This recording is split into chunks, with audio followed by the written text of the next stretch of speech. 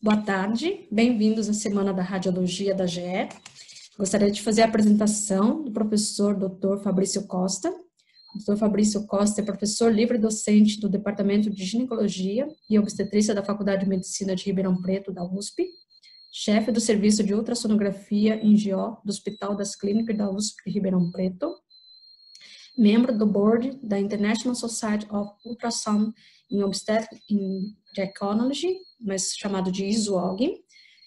O professor Dr. Fabrício foi radicado em Melbourne, na Austrália, por 10 anos, onde foi associate professor da Monash University, chefe do Perinatal Services da Monash Health e diretor médico da Monash Ultrasound for Women, tendo retornado ao Brasil em julho de 2018. E hoje ele vai estar falando sobre os updates sobre predição e prevenção da pré-eclâmpsia nas gestações. Seja bem-vindo, doutor. Muito obrigado, Marisa. Boa tarde a todos e muito obrigado à GE pelo convite. Então, a gente vai falar sobre um tema que ele é um tema bastante importante em obstetrícia e que o ultrassom, nos últimos anos, tem mostrado um papel fundamental na sua predição, principalmente no primeiro trimestre da gestação, acompanhado de um rastreamento multiparamétrico que nós vamos conversar durante a minha apresentação. Bom, nos últimos 10 anos, principalmente, aconteceu uma revolução no ultrassom do primeiro trimestre, que desde a década de 90 ele é utilizado com a medida da translucência nucal e o rastreamento de aneuploidias, assim como a confirmação da gestação, viabilidade, o diagnóstico de gestações múltiplas. Mas, na última década, existiu um grande avanço na taxa de detecção de malformações fetais. Hoje é possível, em mãos bastante treinadas, detectar cerca de 60% das malformações maiores, já entre 11 semanas e 13 semanas mais 6 dias. Mas uma outra grande revolução também está acontecendo no primeiro trimestre, que é a predição de complicações da gestação, o que a gente chama das grandes síndromes obstétricas, que são elas a pré-eclâmpsia, a restrição do crescimento fetal, o parto pré-termo, o óbito fetal e o diabetes gestacional. Hoje a gente sabe que a utilização de informações da história clínica da paciente, combinado com testes biofísicos, que seriam pela ultrassonografia, e também com testes bioquímicos, se pode predizer uma gestação de alto risco para as grandes aneuploidias e também uma gestação de alto risco para a pré-eclâmpsia, como nós vamos conversar nessa apresentação. Como foi mencionado, eu morei 10 anos na Austrália e em 2013 nós começamos o nosso serviço, que é um grande serviço nas cidades de Melbourne e Sydney, o rastreamento para a pré-eclâmpsia junto com o ultrassom morfológico do primeiro trimestre.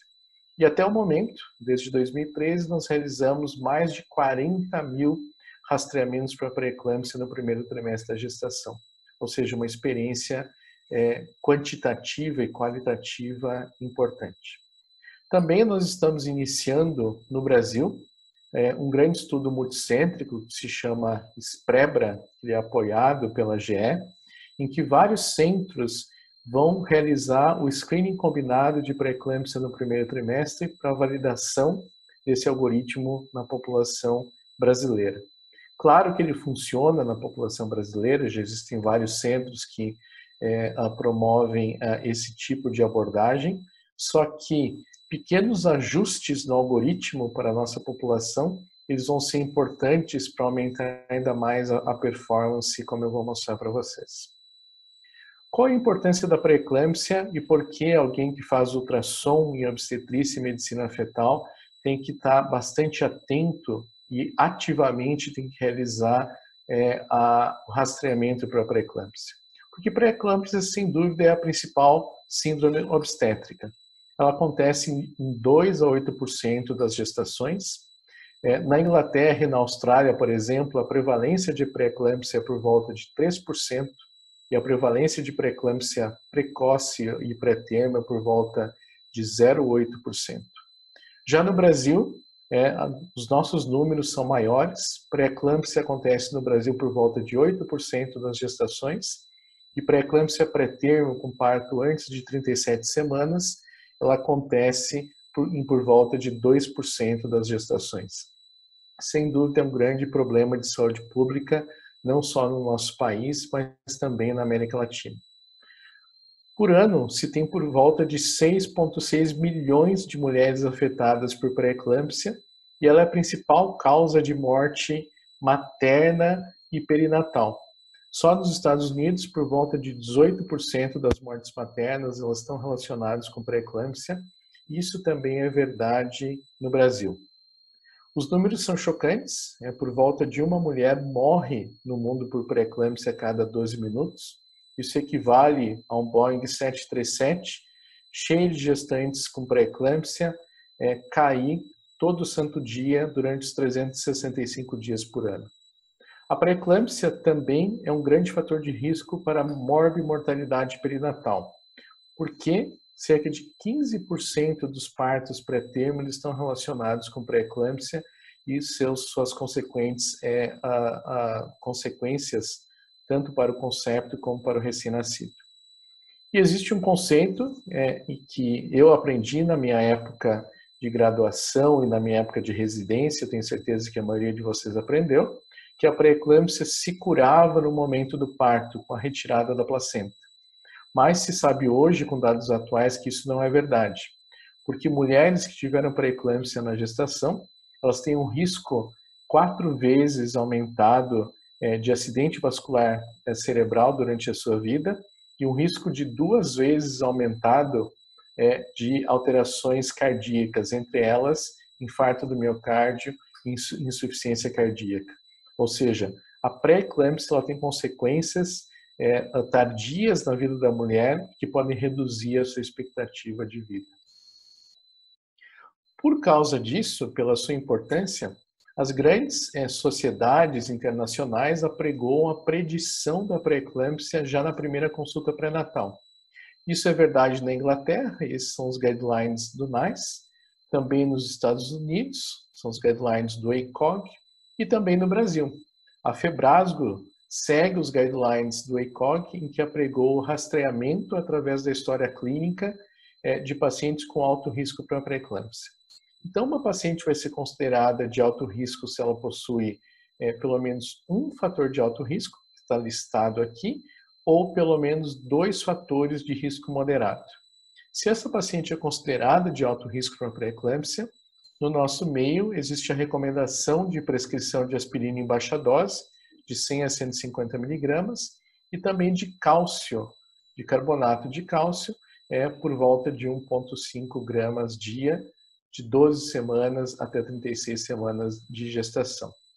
Qual é o problema desse tipo de predição utilizando história clínica, que é extremamente simples e claro que é muito barato? É que a taxa de detecção utilizando esse tipo de rastreamento, ela é muito baixa, ela é cerca de 40%. É possível se detectar apenas 40% das gestantes que vão desenvolver pré-eclâmpsia com uma taxa de rastreamento positivo de 10%. E esse risco não é personalizado, ele não é personalizado para paciente que está vendo obstetra naquele momento. Ele é um risco em termos populacionais de saúde pública. Então, sem dúvida, não é um tipo de rastreamento eficiente devido à sua baixa taxa de detecção. Isso tanto é verdade, porque nesse momento nós estamos acabando um grande estudo em Victoria, que é o estado que Melbourne é a capital na Austrália, um estudo de Big Data, de dado populacional, em que nós estudamos todos os partos desde 2007 até 2017, por um período de 11 anos no estado, onde nós tivemos cerca de 800.038 partos. Desses, cerca de 21.800 casos de pré-eclâmpsia. Se o rastreamento que eu mostrei para vocês com a história clínica, que ele também é utilizado na Austrália, ele funcionasse, nós esperaríamos, nessa linha em verde, que são os casos de pré-eclâmpsia pré-termo, e nessa linha roxa, que são os casos de pré-eclâmpsia precoce, uma queda na prevalência dessas duas condições. e vocês podem ver que essas linhas são retas, ou seja, não existiu modificação na prevalência da pré-eclâmpsia quando utilizado o rastreamento somente por história clínica e a prescrição da aspirina baseado em história clínica. Ou seja, esse tipo de screening, infelizmente, ele não é efetivo. Então, surgem novos conhecimentos aí dos últimos 20 anos. Hoje se sabe que já no primeiro trimestre da gestação, entre 11 semanas e 13 semanas mais 6 dias, na mesma época do ultrassom morfológico de primeiro trimestre, que o Doppler das artérias uterinas, o índice de pulsatilidade médio das artérias uterinas, ele é aumentado em pacientes que vão desenvolver pré-eclâmpsia pré-termo. Além desse marcador ultrassonográfico, nós temos um outro marcador biofísico, que se chama MAP, que é a pressão arterial média. Essas pacientes no primeiro trimestre, se ela não tem hipertensão crônica, ela tem níveis normais de pressão, abaixo de 140/90. No entanto, a pressão arterial média daquelas pacientes que vão desenvolver pré-eclâmpsia pré-termo, ela já é aumentada no primeiro trimestre comparada com as que não vão desenvolver. E existem dois marcadores bioquímicos que se mostraram até o momento bastante importantes na predição da pré-eclâmpsia. Um é chamado PAPA, essa é uma proteína placentária secretada pela placenta e é o mesmo marcador que se utiliza no rastreamento combinado para síndrome de Down. Vocês podem ver que o PAPA é reduzido já no primeiro trimestre naquelas pacientes que vão desenvolver pré-eclâmpsia pré-termo. E o principal marcador até o momento é o chamado PLGF, que é o fator de crescimento placentário, onde ele é bastante reduzido já no primeiro trimestre naquelas pacientes que vão desenvolver pré-eclâmpsia pré-termo.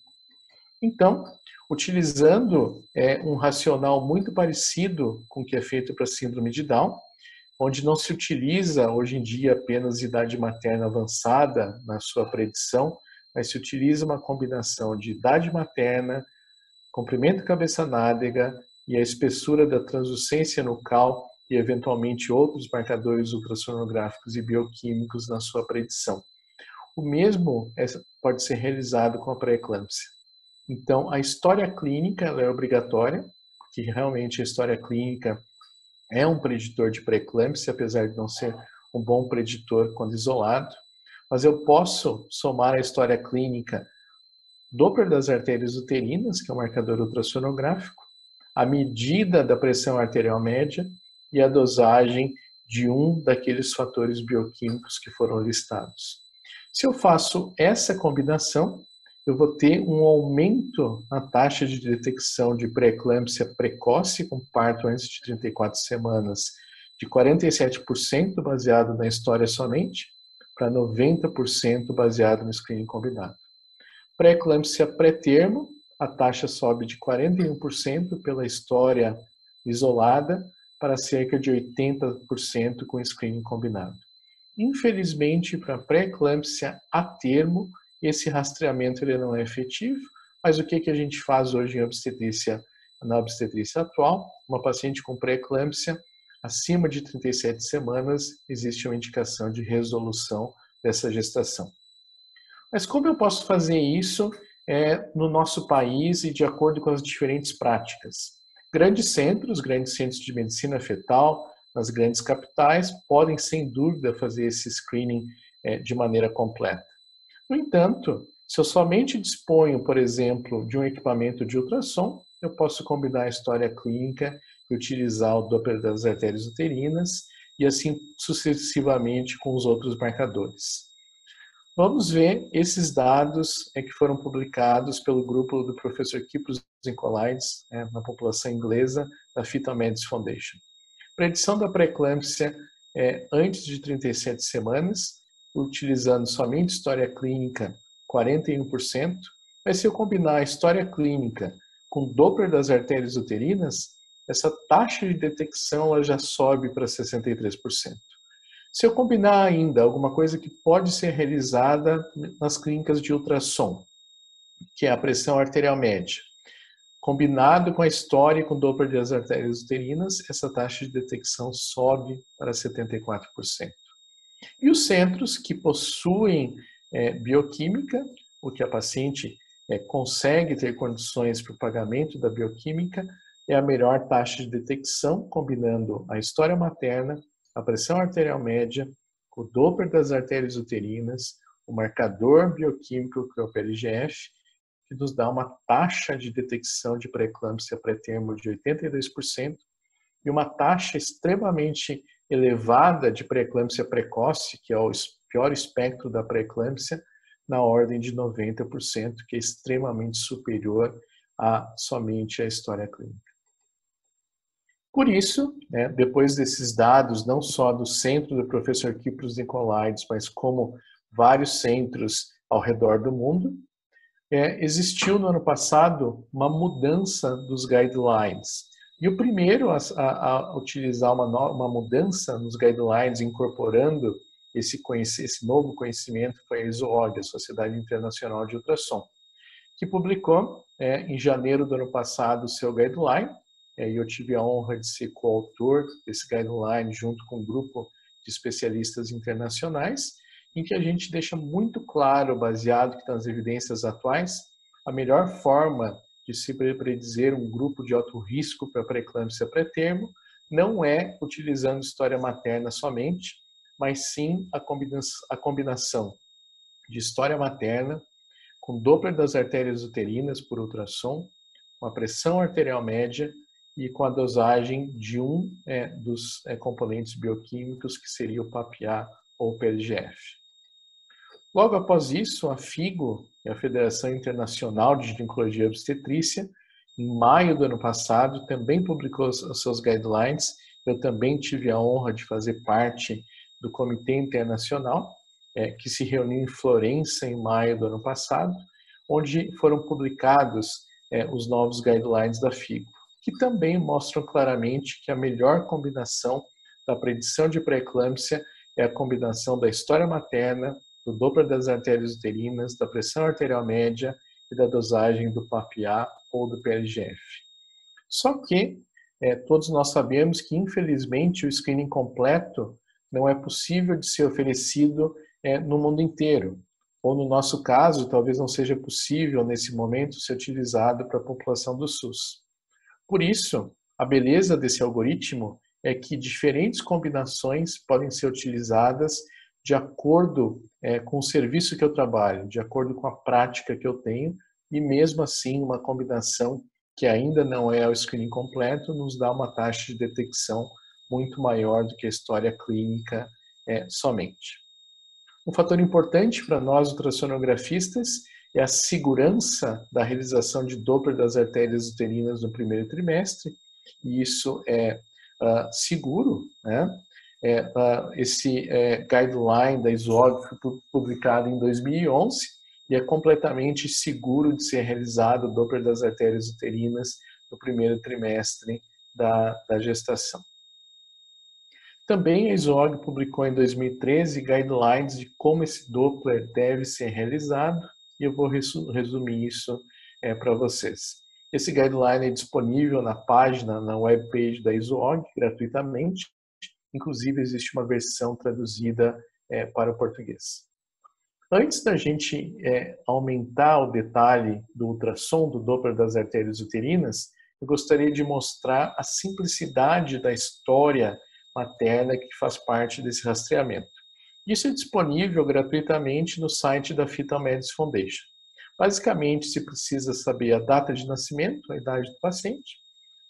A paciente deve ser medida a sua altura e o seu peso, a origem racial e perguntas sim ou não. Se a paciente fuma, se a mãe teve pré-eclâmpsia, qual é o método de concepção, se foi espontâneo ou foi por reprodução, se a paciente tem hipertensão crônica, diabetes, lúpus, síndrome antifosfolípide e na existência de uma gravidez anterior, se a paciente teve pré-eclâmpsia na gravidez anterior ou se essa é a primeira gestação.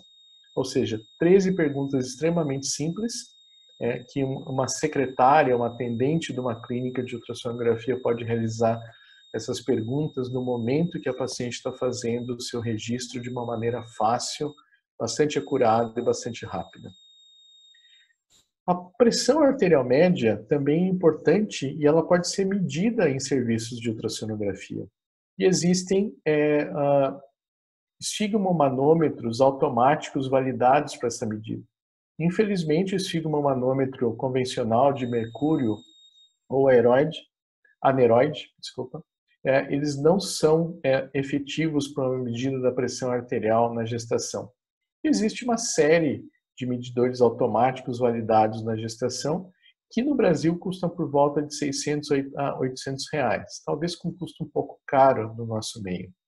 Só que foi desenvolvido alguns anos atrás, junto com o professor Andrew Shannon, do King's College de Londres, e a Microlife, esse medidor de pressão desenhado para os países em desenvolvimento, que se chama Cradle. Ele pode ser comprado online e o custo dele para o nosso meio é por volta de R$250, ou seja, é acessível mesmo para o nosso meio no Brasil e também para a população do SUS. Então, qualquer um desses medidores de pressão, eles são validados para sua medição durante a gravidez. E como eu faço isso e como eu posso fazer isso numa clínica de ultrassom? A paciente está esperando a realização do exame de ultrassom e na sala de espera ou numa sala à parte, com a paciente sentada, os dois pés acomodados no chão, os dois braços acomodados em uma mesa ou em banquinhos, como exemplo, ao nível do coração, se coloca dois banguitos simultaneamente e se mede a pressão arterial 2 vezes em cada braço de maneira simultânea, e isso é colocado no software para o cálculo de risco da pré-eclâmpsia. Isso pode ser feito também pela assistente na clínica de uma maneira bastante rápida e bastante efetiva. Já quanto aos marcadores bioquímicos, numa gravidez normal existe uma expressão normal do PAPI e do PLGF, só que como foi mostrado, eles são reduzidos no primeiro trimestre da pré-eclâmpsia e eu posso dispor de um desses dois marcadores. No caso do Brasil, o PLGF, que é o melhor marcador, vários grandes laboratórios já dosam esse marcador se solicitado e o custo é por volta de R$120 no momento. Bom, mas para nós ultrassonografistas, o que é extremamente importante é a realização do Doppler das artérias uterinas no primeiro trimestre, entre 11 semanas e 13 semanas mais 6 dias. E eu quero chamar a atenção que a técnica da realização desse Doppler no primeiro trimestre ele é diferente da técnica do segundo trimestre. No segundo trimestre, a gente faz a identificação dos vasos ilíacos externos e a artéria uterina cruza por sobre esses vasos e a amostra de volume Doppler é colocada 1 centímetro acima desse cruzamento. Já no primeiro trimestre, a técnica é diferente. Eu vou ensonar a artéria uterina direita e esquerda ao nível do orifício interno do colo. Por que isso? Porque isso é importante. Foi mostrado muito claramente na literatura, em vários artigos, mas desde 2012, que se eu tentar no primeiro trimestre a técnica de segundo trimestre, eu vou ser efetivo para a realização do Doppler somente em 60% dos casos. Já se eu fizer a técnica do primeiro trimestre com a identificação do orifício interno, do colo do útero e das artérias uterinas a partir desse marcador, eu vou conseguir ser efetivo na minha medida em 100% dos casos.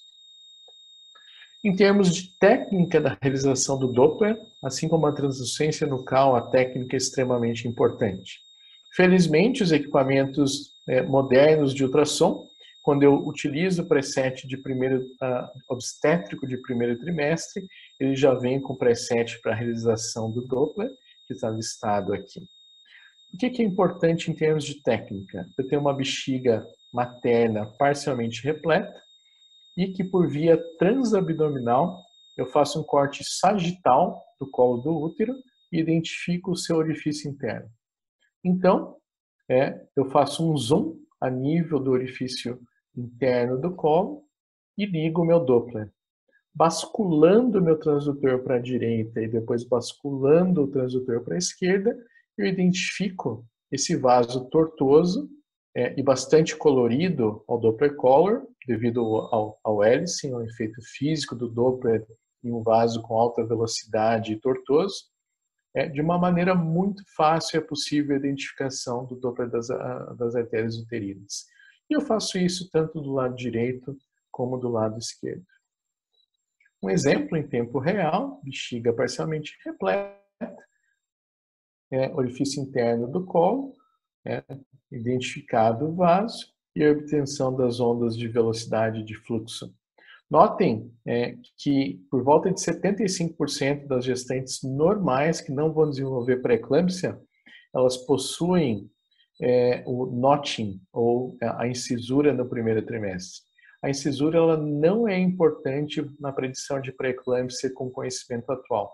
Então, o que se faz? Se calcula o índice de pulsatilidade do lado direito, o índice de pulsatilidade do lado esquerdo, se soma as duas, divide por 2, eu vou ter um índice de pulsatilidade médio, e isso é utilizado no algoritmo para rastreamento. Uma outra técnica foi descrita recentemente, que é uma técnica de um corte transversal, via transabdominal, mais uma vez uma bexiga materna parcialmente repleta. Eu faço um corte transversal do colo do útero, a nível do orifício interno, e eu vou utilizar uma janela Doppler ampla, e eu vou identificar a nível do orifício interno as artérias uterinas bilateralmente. Essa é uma técnica alternativa, se por alguma razão a técnica sagital mais usual que eu mostrei anteriormente nos gera uma dificuldade. É possível fazer esse Doppler pela via transvaginal, é possível, a técnica é a mesma. Tá? Se identifica o orifício interno do colo, se bascula o transdutor, se identifica o vaso colorido e tortuoso, se obtém as ondas de velocidade de fluxo, tanto à direita como à esquerda, e se calcula o índice de pulsatilidade médio. Por que nós recomendamos não realizar de rotina a técnica transvaginal? Porque é sabido que o índice de pulsatilidade médio, utilizando a técnica transvaginal, ele é superior, ele é acima do esperado pela técnica transabdominal. E o algoritmo foi construído pela via transabdominal. Portanto, a gente deixa a técnica transvaginal somente para cerca de 5% das pacientes em que a técnica transabdominal não é possível de ser realizada. O exemplo mais frequente é uma paciente com obesidade mórbida, em que a técnica transabdominal não foi possível de ser realizada. Isso acontece somente em 5% dos casos. Também é extremamente importante se manter o ponto de insonação, tanto pela técnica transabdominal como transvaginal, a nível do orifício interno. Por quê? Se eu estou 3 centímetros mais distal, mais alto do que o orifício interno, meu índice de pulsatilidade vai ser reduzido. Então, eu posso ter um aumento de falsos negativos utilizando essa técnica. Então, assim como a translucência nucal, é importante que essa técnica seja realizada de maneira adequada. Isso é possível de ser feito? A gente mostrou que sim. Nós publicamos em 2019 uma casuística de cerca de 6.000 Dopplers das artérias uterinas, com 40 examinadores realizando esse Doppler. E os examinadores que estão fazendo isso de uma maneira consistente, eles devem estar dentro desse alvo. E vocês podem ver que de 40 examinadores treinados, somente 2 examinadores estavam fora do alvo. Eles foram retreinados e realizam o Doppler de maneira consistente. Então essa avaliação é importante, porque se alguém está medindo o índice de pulsatilidade acima do que deveria, aumenta os falsos positivos, e se algum examinador está medindo abaixo do que deveria, aumenta os falsos negativos. Mas com treinamento, esse Doppler ele pode ser realizado em menos de 5 minutos durante o ultrassom de primeiro trimestre. Uma informação importante, que ela é pouco falada, é que malformações uterinas, malformações millerianas, eles podem alterar o curso das artérias uterinas. Isso é uma contraindicação para a realização do Doppler das artérias uterinas, ou seja, infelizmente, esses pacientes não podem realizar o rastreamento para pré-eclâmpsia. Uma outra pergunta bastante frequente quando se vai discutir predição de pré-eclâmpsia é: qual é o ponto de corte no primeiro trimestre? Como eu faço isso? E a minha resposta é que não é suficiente. Existem pontos de corte para o Doppler de artéria uterina no primeiro trimestre, só que se eu utilizar somente o Doppler de artéria uterina de maneira isolada, não combinado com a história materna e não combinado com os outros fatores, a minha taxa de detecção ela vai ser de menos de 50%, ou seja, muito parecida com história materna isolada. Então, o Doppler isolado das artérias uterinas, eles também não são bons preditores de pré-eclâmpsia pré-termo no primeiro trimestre da gestação. Assim como a translucência nucal, existe certificação da Fetal Medicine Foundation para a realização do Doppler das artérias uterinas e funciona de maneira semelhante. Você assiste um curso online curto, submete 3 imagens, essas imagens são checadas e se elas estão de acordo com a padronização, você recebe o certificado para a realização desse Doppler. Mas como o cálculo de risco é feito somando então a história materna, o Doppler das artérias uterinas, a pressão arterial média e um marcador bioquímico? Se eu trabalho em um centro de medicina fetal, provavelmente eu vou utilizar o Astraia ou o Viewpoint, que é um software da GE, que é o standard na maioria dos centros de medicina fetal do mundo hoje, e vai ser ou foi recentemente lançado no Brasil, ou eu posso lançar a mão do software da Fetal Medicine Foundation para isso. Se eu não trabalho com medicina fetal, se eu sou um ultrassonografista geral, eu trabalho em um hospital que não dispõe desses softwares, eu posso utilizar o meu celular e baixar um app da Fetal Medicine Foundation, que é possível colocar todas essas variáveis para o cálculo de risco.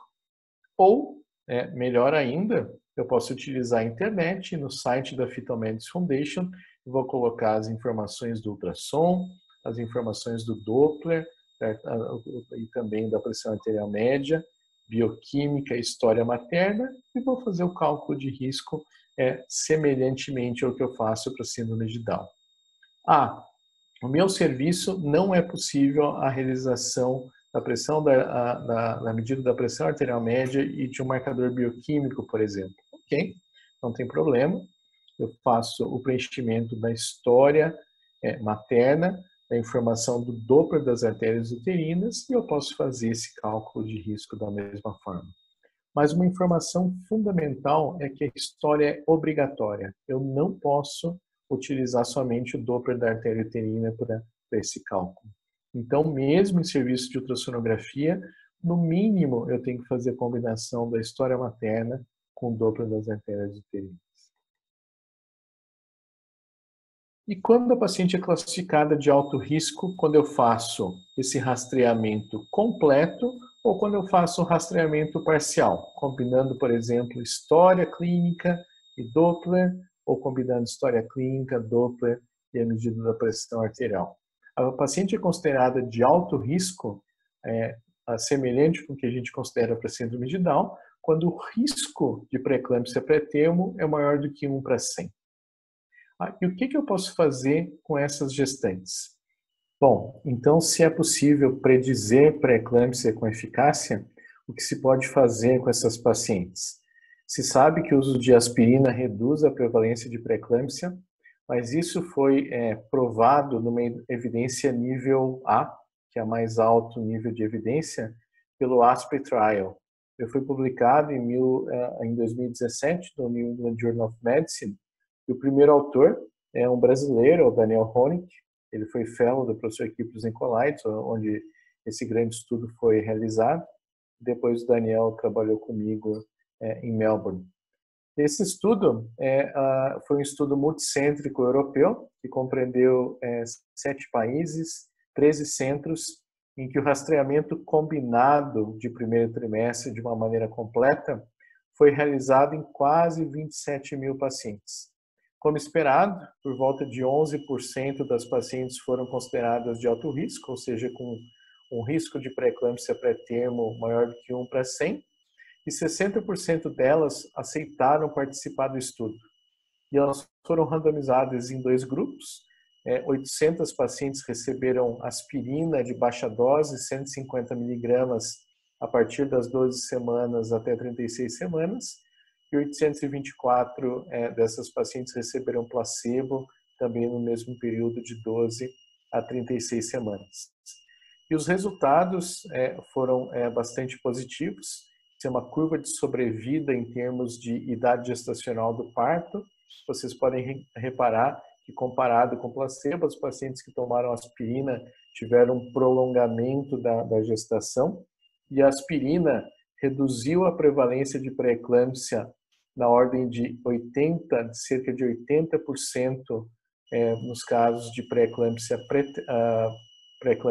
precoce, e na ordem de 60% nos casos de pré-eclâmpsia pré-termo, ou seja, uma redução extremamente substancial nessas 2 entidades que realmente causam maior risco, tanto materno como perinatal. E como é o laudo meu exame depois desse rastreamento? Esse exemplo é interessante. Basicamente, essa paciente, baseado somente na história clínica, ela foi considerada de baixo risco, um risco de 1 para 159, mas quando o rastreamento completo foi realizado, na verdade era uma paciente de alto risco, um risco maior que 1 para 100, um risco de 1 para 62. Então, na conclusão do laudo de ultrassom, é descrita a metodologia que foi realizada e que essa paciente é de alto risco e que se beneficia com aspirina em baixa dose, pelo menos 100 miligramas por dia, mas, se possível, a dose ideal de 150 miligramas por dia, de 12 semanas até 36 semanas de gestação.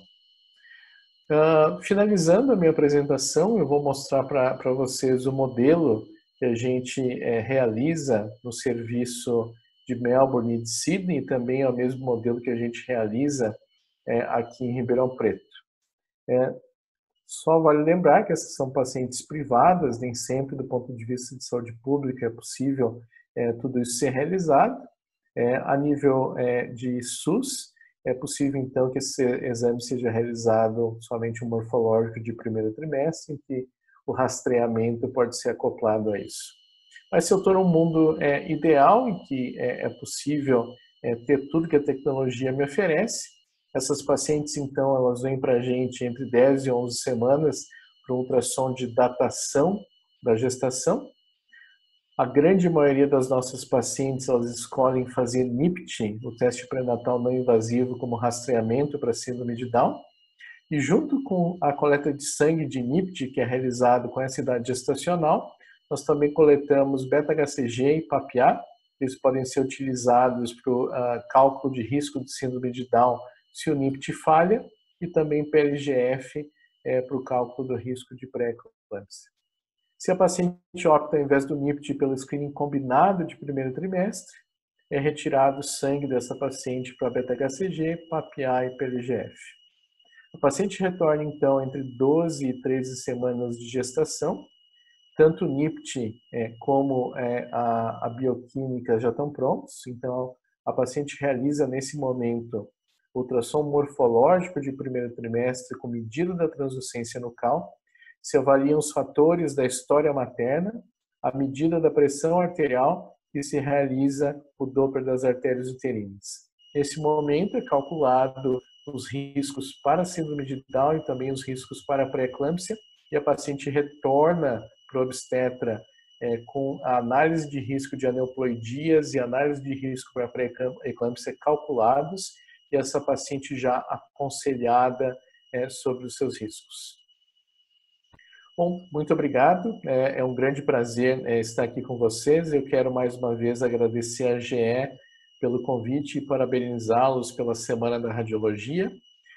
Perguntas podem ser enviadas por e-mail para camila.passos@ge.com. Eu vou ter prazer em respondê-las posteriormente. Muito obrigado. Tchau, tchau.